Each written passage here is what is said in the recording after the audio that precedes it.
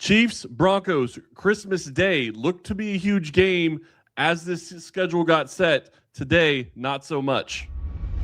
From the land of the free and the home of the Chiefs, this is the Locked On Chiefs podcast. And welcome back to another episode of Locked On Chiefs. You're part of the podcast of the Locked On Podcast Network, your team every single day. Thank you for making us the number one podcast network in the United States. We do really, truly appreciate that. Today's episode is sponsored by PrizePicks. Download the PrizePicks app today and use code LOCKEDONNFL to get $50 in lineups after you play your first $5 lineup. There is a ton to talk about when we start looking at this organization and what is going on right now. We're going to get into the Chiefs moving a little bit later. Talked about that on Tuesday's show, but we're going to talk a little bit more about it today. Going to look at what should we be watching in this game against the Denver Broncos, and will the young guys play is what we're going to start off with. I'm Chris Clark from Chiefs Corner. You can go find me over there talking about the cap and QB statistics in this team and roster building and all that. And he is Matt Derrick from Chiefs Digest and our local expert. So we really do truly appreciate that, sir. How are you doing, and how are you feeling about this game against the Broncos that had a lot of luster when the schedule came out and excitement, but not so much anymore? No, it's been a crazy week in Chiefs Kingdom, Chris, between the stadium announcement on Monday, cramming everything for this week into Tuesday with the short week and just one day of practice. And I mean, honestly, the best thing to look forward to on Christmas night and working on Christmas night and being away from home on Christmas night for even the fans too. It's going to be the weather. It's going to at least be fantastic. I mean, if you wanted to wear shorts and a hoodie, you can probably get away with that on Thursday night. It's going to be unseasonably warm. And hopefully we'll get to see a little bit different football than we saw against the Titans. And hopefully Chris Oladokun will have a game plan that he can work with, and maybe the Chiefs can pull a stunner. And I'm laughing because I'm sitting here thinking you could wear shorts and a hoodie in this game and probably get away with it. Well, in about 6 or 7 years, you could maybe wear shorts and a hoodie whenever you go to the new Chiefs Stadium. But we'll talk about that a little bit later. You look at Chris Oladokun, he's going to be the starter in this game. They re-signed Shane Buechele. You're going to be having some different players play, I would imagine. But the question I have to you, are they going to go with a youth movement at some of these positions? Are they going to give some young guys some opportunities? Some guys that we haven't seen, like a Brashard Smith, who played but didn't really get very many opportunities last game. And then, Jalen Royals hasn't played much at all this season. And Jeffrey Bossa is another one. I mean, you have all these young guys on the roster that really haven't done much this season. Are we going to get to see them this week, do you think? We'll see. I mean, Andy Reid and this coaching staff, they will still want to win some football games. So they're not fully into just week 18 mode. I think it's going to be until week 18 before they're in week 18 mode, where maybe you see a lot of the younger guys. Maybe things will change this week, but I still think against the Broncos, they want to win. This is a determination. I mean, I think they feel like it would be good for the team, the guys to finish out with. Honestly, they also don't want the young guys to think that losing is an acceptable standard in Kansas City. So that's going to be another reason why they're going to be trying to drive this team to a victory. I think they'd also love to just ruin the Broncos season in any way that they can. So getting a win there, I think would be enjoyable for them. They would really like to be able to at least go out on a win like that, even winning if they were able to win at Las Vegas in week 18. That's not a quality win. This would be one. So I think there's a lot of reasons why they would like to get this game. But with the young guys, there's a few of them that are in situations where maybe the Chiefs just don't feel like that they're ready for the spot. Maybe they're undersized for the spot. Maybe there's consideration for a position change in the offseason because, like you mentioned, I mean, Brashard Smith has not played enough at this point. Jeff Bossa didn't play any defensive snaps against the Titans. Jalen Royals in the single digits too. Jared Wiley. I mean, there's a lot of guys that are getting into single digit snaps that I think just need more work. And, there's veterans, anybody over 30 or anybody who's not under contract next year really doesn't need a whole lot of work right now. Well, and I'm sitting here looking at the practice reports, and Trent McDuffie, Rashee Rice, Tyquan Thornton, Jalen Watson all out in practice. Nico Remigio also missed but he obviously he's not somebody that you're expecting to have a huge offensive part of the game plan. But no Rashee Rice, no Tyquan Thornton. I mean, no Patrick Mahomes, no Gardner Minshew. Like, I understand the thought process of wanting to try to win, but if you think that Chris Oladokun is going to step on the field in Arrowhead and play against the Denver Broncos defense and win this game, I have some oceanfront property to sell you in Kansas. I just don't think that this is a good matchup for this team, even with Patrick Mahomes, with the injuries they have, and with Oladokun, who I think has the ability to play a little bit, but it's still a huge uphill battle for this offense to be able to get something done. The defense would have to step up and help them win this game. Yeah, I think, on one side, if you're the Chiefs, you got to just empty out the playbook. I mean, if there's anything you've been working on, there's any trick plays, anything like that, bring it out. And two, hey, Oladokun was kind of handed the Gardner Minshew game plan on Sunday and did what he could with a game plan built exclusively for him. You're hoping that there can be a little bit more production. But, there's a couple of things to me to keep a note about Oladokun, and maybe the Chiefs can take advantage of these things. And one is that he's got a stronger arm than most people realize. So he can throw the deep ball. It was basically a pocket passer in college. I mean, for some reason, he's got a reputation. I think it's because he does have some elusiveness. But people think that he's, just a scrambling quarterback. No, I mean, he was a pocket passer in college. He's got a big arm. So they can take advantage of that and maybe take a shot or two deep, might be able to catch the Broncos sleeping because they're probably not expecting the backup to be able to throw it as far as Mahomes does. Well, he's got an arm. And two, like I mentioned, that elusiveness. He's not the fastest guy in the world. I think his 40 time at his pro day was like 4.79 or something. He's not the fastest guy in the world, but he's got some juice. He's got some elusiveness, and he's definitely watched Mahomes extend plays, and he's got that same ability to do that. So between maybe taking some deep shots with his arm, and then two, just the way that he works to keep plays alive, that's what kind of some things I want to see if it can work out for him on Thursday night. Yeah, it's going to be fun to watch. I do think that it's going to be something, especially when you start talking. We've already talked about Rashee Rice. I already mentioned Tyquan Thornton, but you're still missing Josh Simmons. You're still missing Jawan Taylor. You're in a situation where, Jalen Moore looks like he could be going this week. He was limited on Monday, full practice on Tuesday. We'll see where he ends up on Wednesday. So maybe he's able to go. And I think that would be a good situation for the Chiefs because he is probably going to be their starting right tackle in 2026. So this would give them the opportunity to have some, get him out there and get him some snaps there. So I hope that they take advantage of that at least. When we get back, we're going to talk about what to watch in this Denver Broncos game coming up next. This episode is brought to you by PrizePicks. The holiday season is one of the best times for sports. Bowl games, big basketball matchups, playoff pushes, it's all happening at once. And while we're making choices every day, one of the most fun places to make the right call is PrizePicks. PrizePicks is the easiest way to get in on daily fantasy. Just pick more or less on at least 2 player projections, lock in your lineup, and you're in the game. It's simple, fast, and available in 45 states, including California, Texas, Florida, and Georgia. PrizePicks has added an extra layer of excitement to the holiday sports schedule. Creating a lineup takes less than a minute, and the app makes the whole process smooth and intuitive. You can choose from a huge range of unique stats, fantasy score, field goals attempted, free throws made, turnovers, whatever fits your strategy. The early payout feature is a great bonus. When your lineup starts strong, you may get the option to cash out early. Deposits and withdrawals are quick and easy, which keeps everything flowing. Download the PrizePicks app today and use code LOCKEDONNFL to get $50 in lineups after you play your first $5 lineup. That's code LOCKEDONNFL to get $50 in lineups after you play your first $5 lineup. PrizePicks. It's good to be right. Thank you for making Locked On Chiefs your first listen of the day, and thank you for making Locked On the #1 sports podcast network. If you haven't already, go check out our new Everydayer Club. You get access to an ad-free audio feed for Locked On Chiefs compatible with Apple Podcasts, Spotify, and every other major podcast app. An invite to the members-only Locked On Everydayer Club Discord server, which includes the group chat just for listeners of this show.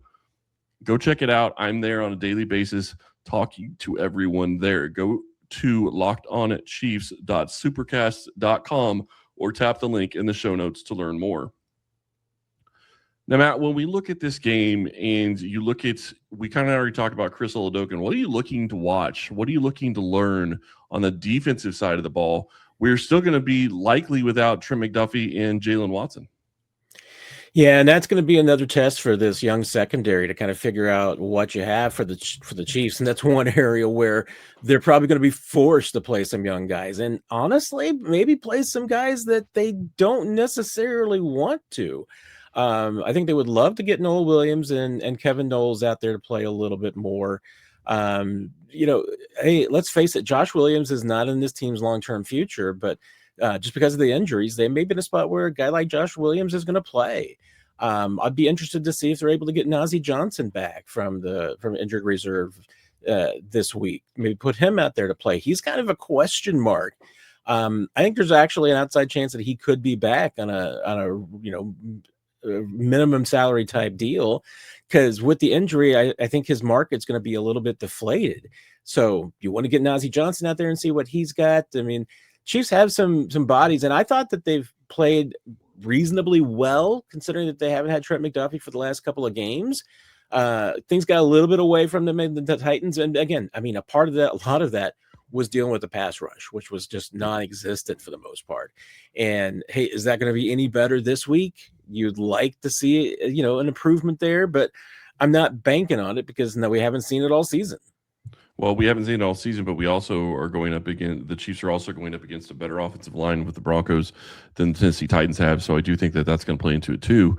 But you look at how this is going to go, and you talk about Najee Johnson, another guy that they open the practice window on is Jake Briningstool. Do you think there's any chance that he's back for this game? Yeah, I kind of get the sense that I think it's probably going to be at least week 18, and maybe not even at all on Briningstool. This could have been just a kind of opportunity to get both those guys, especially Briningstool, some practice time. Remember, when you're on injured reserve, they can't be on the field when the team's doing any work. So they can only do rehab and conditioning, weights, that kind of thing. So activating Briningstool and the practice window for Najee Johnson, doing both those guys allows them to, get them 3 weeks of practice that they weren't going to have otherwise. So even if they don't get on the field in these last two games, I still think it was pretty valuable for both of them. Yep, and that's kind of what I wondered with Briningstool. Are they just trying to get him some practice time so they can get him, at least a little bit of a jump start to the 2026 season? I will be curious to see who is active in this game, who isn't. I mean, they had so many injuries last week. I can't remember the last time that the Chiefs basically had every single person that they had active, except for maybe one. I think Pierce was the only one that maybe could have been active that wasn't. But everybody else was injured in some way, shape, or form. Like, that doesn't really happen for this team, generally speaking. But that's where we are at this point in time. One quick question, and I know we're talking about Broncos, but I'm curious, what did you hear about Leo Chenal? Because that was kind of a surprise to me that he went from being okay, but never really finding out that he had an issue, to a shoulder injury that they ended up putting him on IR. Yeah, it was kind of tricky because it wasn't really mentioned in the game in which he injured it. So it seems like he may have played through that. But then they were talking about it the next day. And then there was also originally, at least the way it was interpreted, again, Instagram from Leo Chenal that, seemed like, hey, maybe he was acknowledging that maybe his time in Kansas City has come to an end. And then I think once he got an injured reserve and you knew the extent of the injury, changed the context of that a little bit. But it could still be that situation. Maybe Leo Chenal has played his last down in Kansas City. And if that's the case, I mean, I think the Chiefs are going to miss a pretty good football player, because there's no doubt there's a lot of things that he's been able to do that I think have been helpful to this team. And honestly, I think there's still more that he can do. Talking to people around the league, though, I think there's a belief that he's probably a better equipped to be a 3-4 linebacker and a 3-4 defense and an outside guy in that. So, hey, if that's where he ends up in the offseason, maybe it's going to be a good thing for him. Yeah, and speaking of Leo, one of the reasons I brought him up is because on the defensive side of the ball, the Chiefs have a young guy in Jeff Bossa who they drafted and didn't really play against the Tennessee Titans. Do you expect that we could see him out there, knowing that even if Cochran is in their plans to be back for special teams, he's not really a plan on the defensive side of the ball. So wouldn't you want to see somebody that could give you some defensive snaps potentially in 2026? Yeah, I think you wouldn't, but again, you look at it and and Cooper McDonald, who I think played just one snap, Bossa didn't play any. And I asked this week Brendan Daly, or excuse me, last week I've asked Brendan Daly about both those guys, and honestly got very similar answers, which is that they're both raw players with a lot of talent going forward. And they're equipping them to be a little bit different. Bossa is going to be more of a weak side linebacker.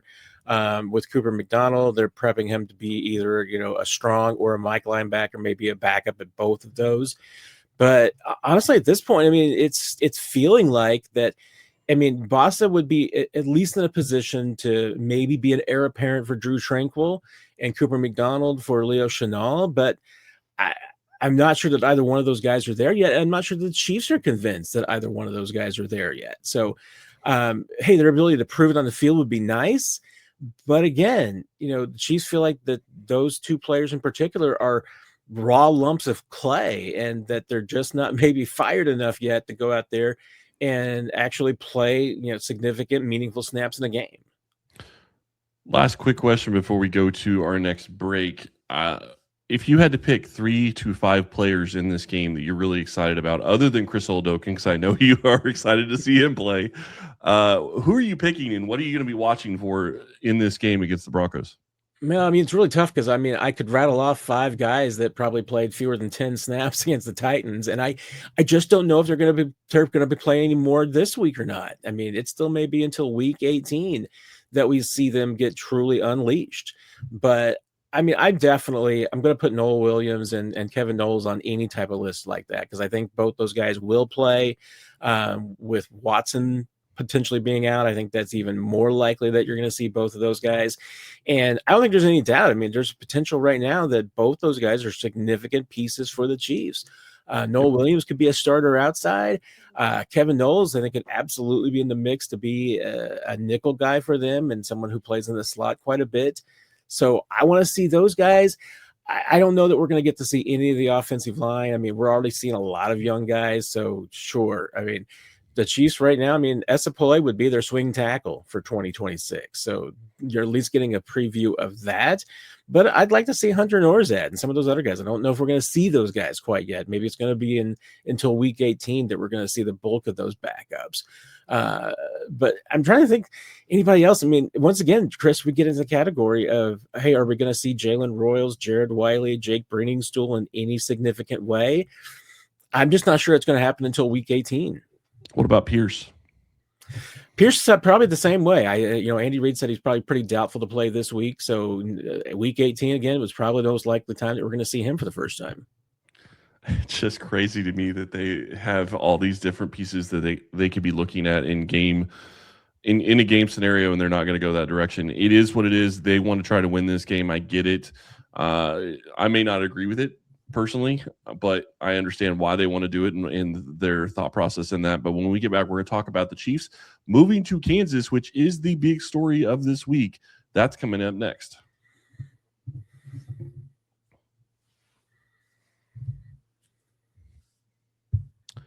Now, something that probably doesn't surprise anybody or didn't surprise anybody that came on Monday, even though the state of Missouri and everybody from Missouri was trying to say that it wasn't a done deal.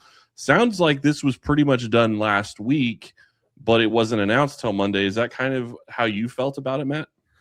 Yeah, and then we had a conversation with Mark Donovan, Chiefs team president, and he was at first reluctant to really get into the details of what their discussions were last week with Missouri and the time frame. But as the conversation went on, he basically did say that yes, they were talking to Missouri until as late as Friday, and that Friday was the day that the final decision was essentially made, that they were going to be going to Kansas.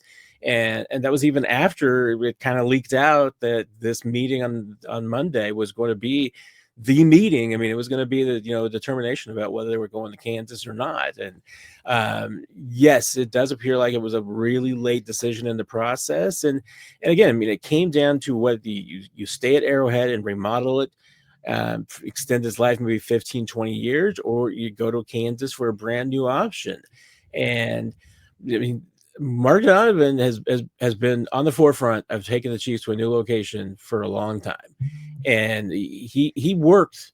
I mean, it was not unanimous at any one point, until the very end with the Hunt family. And we were told on Monday that the final decision was unanimous, and it was definitely not that case until very late in the process, especially with Clark, because Clark was a big proponent of staying at Arrowhead. That was his number one choice. But at the end of the day, the numbers just made too much sense to not go to Kansas and build a brand new stadium. Well, but it goes further than that for me, because if you look at what Missouri was trying to propose, I don't even know when they would have really gotten an answer for Missouri. Like, if you look at it, Missouri was trying to propose a 0.25% sales tax, and that had to be on a ballot for people to vote on. So you don't even know that that's going to pass, and that would have been months away. Like, you can't. I felt like at this point it was a situation where Missouri just waited way too long to try to make a decent proposal and get them any kind of information. And at this point, I mean, the Chiefs are moving to Kansas. It's going to be a whole new ball game and a whole new thing. What have you heard about the stadium, and what are the biggest details to you? Yeah, there's a couple of things that stand out in the agreement between the Chiefs and Kansas. And, one of them is that, the Chiefs are pledging to build what's called a first-class facility. And the comparable examples in the agreement that says that, will be the inspirations are, Bank of America in Minneapolis, State Farm in Arizona, Mercedes-Benz in Atlanta, and the new Nissan Stadium in Nashville. Notable that there aren't some new stadiums, so none of the plans in Buffalo or Denver are included in that, and not citing SoFi in Los Angeles or Allegiant in Las Vegas. Neither one of those are mentioned. So those are the four stadiums that are going to be kind of the model for this, and at least the inspiration from an amenity standpoint and what they're going to be on par with. And with the training complex that's going to be going out to Olathe, I mean, that thing is pledged to be state of the art, and it looks like the budget for that thing is going to be $300 million plus. That's probably about 10 times at least what the budget was for the training facility that the Chiefs currently have over by the Truman Sports Complex. Yeah, and you look at that, and that's huge. I mean, one of the biggest things that stood out to me is that specifically, because you look at one of the things that the Chiefs have been bashed on by the NFLPA, and all the NFLPA reports is they don't have the training facilities. They don't have the amenities for their players. This gives them the opportunity to have exactly what everybody has been saying that they need to have now. Yeah, and obviously the Truman Sports Complex was built with the whole build it and they will come philosophy. Right. And other than the Taco Bell, nothing really came. So and that's another big problem. Like, you look around the surrounding area of Truman Sports Complex, there's nothing really there. Yeah, and this is the only even slight downside risk for the Chiefs, is that there is a pledge for an entertainment district around that training complex that would include restaurants, hotels, all of that, housing as well, mixed use housing, a pledge to include affordable housing, at least 10% affordable workforce housing in that development as well. But if the Chiefs aren't able to attract that development into the area, they're on the hook for putting that money in themselves. So there's planned to be $1 billion of investment around that training complex and facility. And if the Chiefs aren't able to attract private investors and developers to come in and put those projects in, they're on the hook for doing it themselves and putting the money and luring it and building the infrastructure and everything to put those in. Yeah, and I think I understand.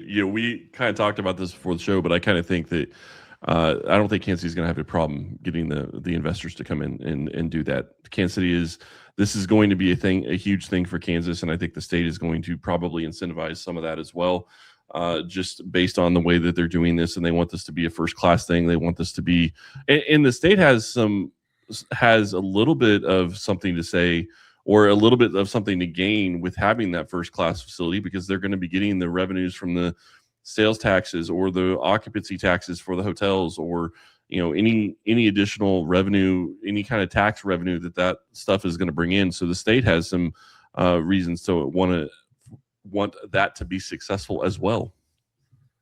Yeah, they do. And, and there's a few other things in this agreement as well that are, I think, significant and notable. One conversation that came up on Monday was whether the Chiefs were planning on keeping some of their community commitments that they have on the Missouri side. And the team at least committed to that, about maintaining a lot of those. But one thing in the agreement does say that the Chiefs agree to have the same type of community investments and involvement on the Kansas side equal to what they do in Missouri or better. So anything that right now that the Chiefs are doing in Kansas City, Missouri, Jackson County, if they continue to do those things, they're going to need to have an equal community investment on the Kansas side. So that could actually be a good thing. And there is going to be a side agreement to this with a community investment plan that's not going to be hardball. There's not going to be, it's just an agreement that they're going to put it on paper, but the deal is done. So it's not like this is going to be a deal breaker, or that Kansas has a lot of leverage to convince the Chiefs to put a lot of money into community investment. Chiefs are going to do that because they think it's good for them. Now, a good chunk of that might end up being investment in flag football, because what's one thing that the Chiefs really want to try and grow, they want to have high school teams having flag football around the area, and in both Kansas and Missouri. Flag football is going to be a component of the training complex as well, because they're going to allow, that's going to be in a partnership with the Olathe schools in Kansas City. So they're going to be able to use that. It's a little bit like if you know about the Star down in the Dallas with their Cowboys training facility. High schools play games there. It's what the Chiefs want to see, and they want to have a flag football investment there and involvement there, where high school teams will eventually be playing games at their training complex.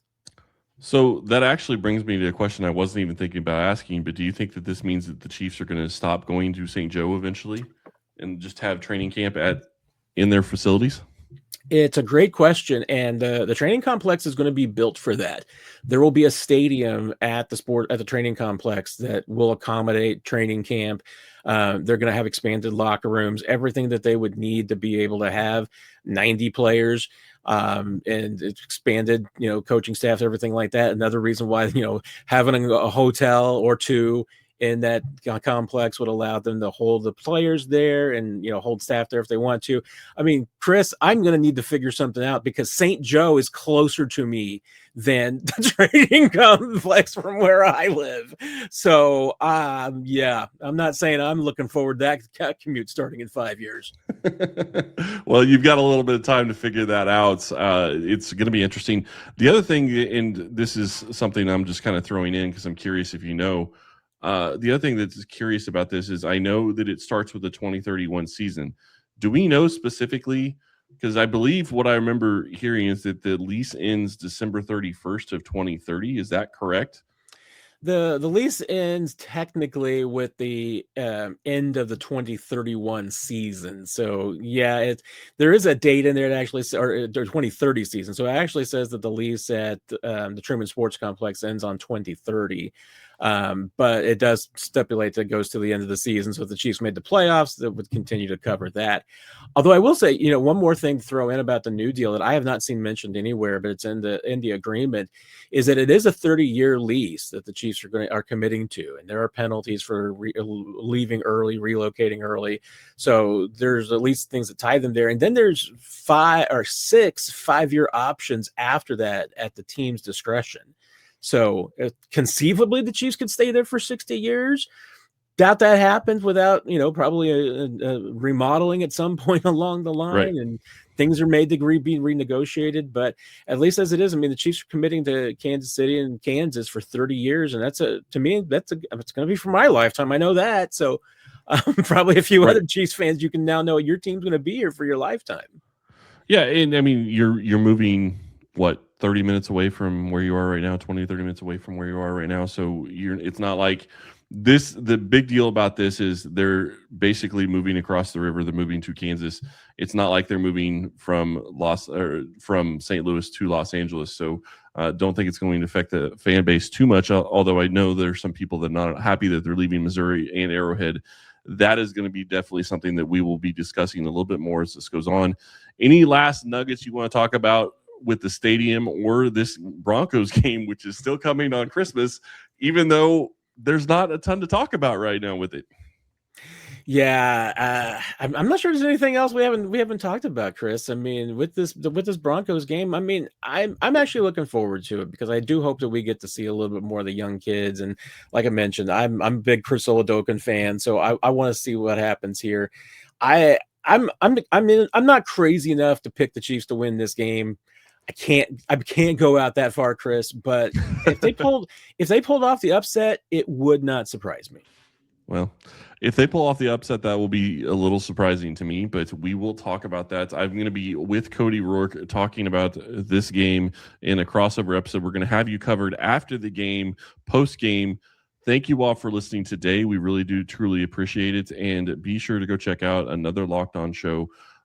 Thank you all for listening today, and we will talk to you tomorrow.